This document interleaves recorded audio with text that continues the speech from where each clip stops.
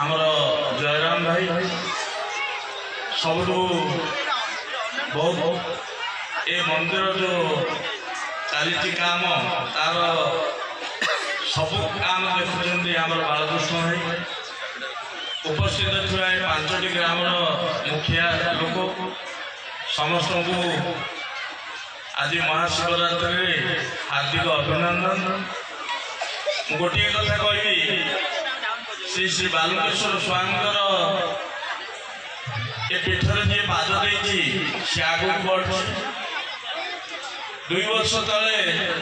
एठिकार गोटे गृह निर्माण प्रतिष्ठा होता मु खाली बुलिया आसली से मत गेस्ट करते ए बालकेश्वर स्वामी आम गोटे अभिषेक करूँ बालकेश्वर आशीर्वाद आज चेयरमैन रूपे सोरडा ग्राम छिड़ा सब बालकेश्वर को मोर दंडवत। ए पीठर एमती महात्मा अच्छी कहले सरबनी से प्रभु बालकेश्वर आम अंचलवासी को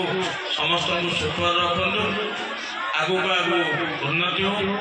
आ गोटे कथा कहि आम जो क्रेजी बयर सभापति कोषाध्यक्ष समस्त मेंबर को मु धन्यवाद दूसरी आके जो कार्यक्रम आज रखिंट आज उजागर दिन में आमर गोटे एंटरटेनमेंट प्रोग्राम सबुले रोचे कराई विभिन्न प्रकार कार्यक्रम जमी कह गले आम भजन समारोह आम सोरडार ग्रुप आसती बहुत डांस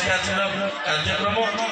रही भगवान को डाकिया सांगे सांगे आम कि मनोरंजन कार्यक्रम भी देखा